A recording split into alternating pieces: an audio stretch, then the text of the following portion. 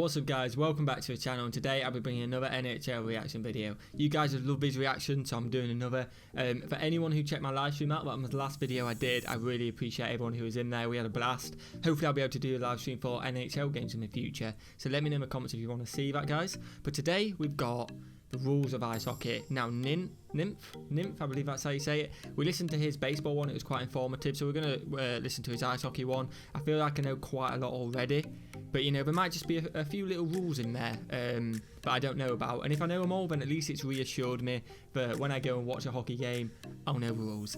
So we hit that like button if you're new, subscribe if you're new, and let's try and get 20 to 30 likes. And if you have been around here, still hit that like button, by the way, not just if you're new.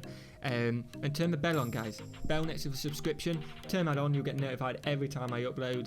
And yeah, I really appreciate it. So yeah, let's get straight into the reaction, guys. The rules of ice hockey. The object of the game is for your team to score more goals than the opposing team.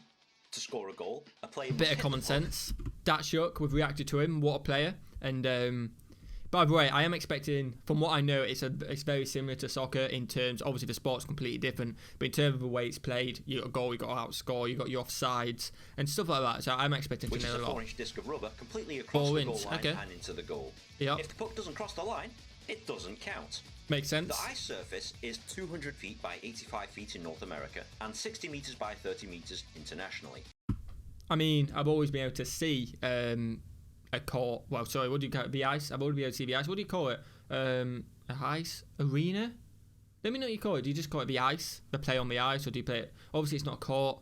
Let me know, guys. I'd be interested to see. Oh, ring. It says ring in the bottom right. I'm assuming you call it an ice ring. Yes, that makes a lot of sense. If I did just look down, I'd spot it. But yeah, I've always just been able to gather one. I could probably guess the size of it. That sounds about right. 30 meters and 6 meters. Makes sense. The game starts with a face-off, where the puck is dropped between two opposing players at centre ice. A face-off is used to restart play and can happen at one of the 8 other face-off dots on the ice. Before we get into the face-offs, do you ever get fights occurring from face-offs? Like they bash the sticks together too hard and one of them's fuming? Let me know. Ice hockey is played with 2 teams of 20, with 6 players teams on the 20. ice at any one time. They consist of 3 forwards, 2 defenders, and 1 goalie. Yeah, makes sense. There's a limited amount Even of it out. substitutions in this game, and they can happen at any time. The game is played in 3 20-minute periods for a total playing time of 60 minutes. Just on the subs, you guys were telling me in the comments again, really helpful, that actually players are only on the ice for like 30 seconds at a time. Obviously the better players stay on there longer if you need them to, but on average it's like only 30 seconds you get on the ice, maybe you get subbed off, back on for another 30 seconds a minute later or something like that, which is absolutely mental that they're chopping and changing. How do they know to do the subs? Is it a case of they have a manager who says, alright, you guys are coming on at this period, or is it just a routine they know which they go on? Let me know, guys. High score at the end of time wins. Yeah. It sounds easy enough to understand, and it's the most simplistic way of looking at it, but ice hockey is filled with things that you can and cannot do. And should you break one of these I knew rules, you can't do tripping. you will serve a time penalty, leaving your team with 1 less player and your opponent with a man advantage. The team with a man advantage is on the power play, and this makes it easier to score a goal as there is 1 less player to defend the net. Okay, that makes sense. On the tripping, by the way, is it just tripping with a stick or is it foot tripping and stuff like that? Because when I did go to my one and only NHL game, there was a trip with the foot and it never got counted. And everyone in the arena, stadium, were absolutely fuming. And it was a bit of a dodgy one. So let me know, is it only a trip with the stick, or is it a trip with the feet, or is it just any kind of trip and you can get penalised if it's on purpose? The team with the man in the penalty box is on the penalty kill, and usually they defend like crazy until the time of the penalty expires. Okay, caught a penalty kill, nice. The penalty depends on the infraction made. These minor infractions results in 2 minutes. What we got? We got hooking, slashing, delay of game, okay, interference, goaltending, yep. Tripping, yep. Roughing, I'm assuming if you're going into a brutal hit too much. But okay, so quite a lot on that list to be fair. And I imagine a lot of that is accidentally done as well. Spearing's a quality one, and too many men on the ice.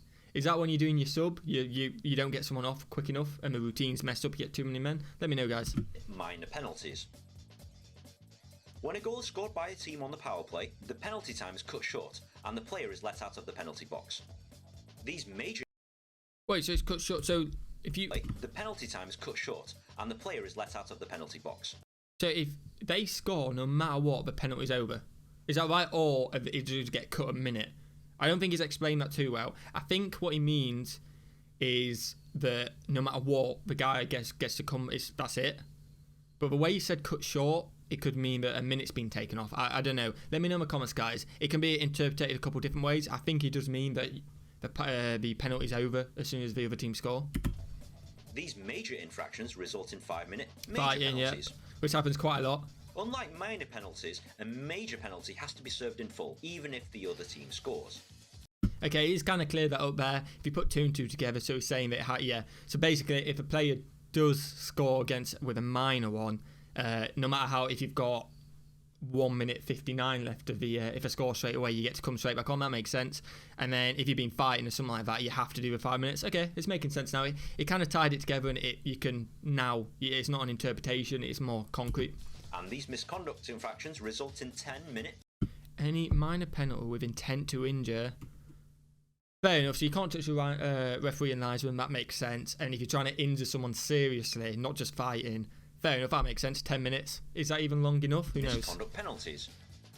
As with a major penalty, the player has to serve the full 10 minutes in full, even if the other team scores. Yeah, that makes sense. There is one other infraction, the game misconduct, which results in a player being ejected from the entire game. Oh, yes, you get ejections in hockey. I mean, let me know how you get an ejection in hockey, because unless you're fighting with a referee, but if you allow fighting and they only get a 5-minute penalty, what else can you do to get ejected? Let me know, guys. Before going to a game. For example, penalty shot. A penalty shot is awarded to a player if they've been obstructed before they can shoot. The shooter will start from centre ice and try and score against the defending goalie. Only one shot is allowed, so the shooter must make it count. And that was that shirts. I'm trying to remember off the top of my head. That shirts like bread and butter. I believe it was him when we watched his highlights. Every penalty we saw in them highlights, he was so cocky, delayed it, and absolutely mugged the keeper off, which I absolutely loved. Offside. The puck must completely cross your opponent's blue line before any other player is on your team. If a player crosses the blue line before the puck, it's offside and results in a face-off in your end of the ice. Okay, that makes sense. Obviously, you got to be offside in soccer, and someone did explain it to me in the comments as well. But basically, just said the same as that. You got a blue line, and just think in soccer you got a defensive line, and just imagine that defensive line can't move, and it's just stuck to the blue line. Always is the case, no matter what, and it makes sense. Very easy to understand. This is to prevent you keeping players in front of the opposing goalie for the entire game. Yep. Icing. Icing is where you shoot the puck across 2 red lines, the red centre line and your opponent's goal line. If you are caught icing, this will result in a face-off being taken at your end of the ice. Oh, wow. This rule is to prevent teams from just dumping the puck and making it a boring game. Draw or that's tie. actually pretty cool. The fact that you've got rules in to make it so it can't be boring. I love that. That is a fantastic rule. I don't know how it works in soccer, but I honestly love that. Oh, the spectators at the forefront of that decision, and I absolutely love that. They can't just keep whacking it from one end to the other. They've got to cross the line and then they can whack it. Now, fair play. That makes a lot of sense. In international rules, if both teams at the end of 3 periods have the same amount of goals, the game is ended and it's awarded as a draw or a tie. Overtime. Let's listen to that again. Or tie. In international rules, if both teams at the end of 3 periods have the same amount of goals, the game is ended and it's awarded as a draw or a tie. So that's in international, but what happens if it's like a final or something like that? I can understand in group stages, if they've got like group stages like in soccer, you get a point maybe if you draw. But what happens in grand finals? Do they still have overtime in international? Let me know, guys. Overtime. In North American rules, if the game is tied after 3 periods, there is sudden death overtime period, meaning one that thing if a I goal love from scored you during guys. this period, the game is over. Shootout. Meaning that if a goal is scored during this period, the game is over. Yep, and I imagine you guys just keep having overtimes until a goal is scored, which is something I absolutely love about American sports. You can't have a draw. Fantastic. Shootout. If this game is still tied after the overtime period, a shootout commences. Each team... That's where the shootout comes in. So you have 1 overtime, and then you have a shootout. Makes 3 sense. shooters.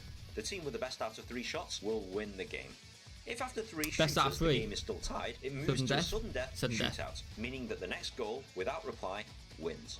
That's a lot to take in, but as you watch or play ice hockey, the rules will become second nature. Enjoy ice hockey. Yo, I will do, and shout out to Nin for doing this video. Shout out for you guys for suggesting this video as well. I'll put the original video in the comments if you guys want to go and support this. I imagine they probably don't need our support, but every little helps at the end of the day, and I appreciate you guys so much. So if you want to go and check it out, check it out.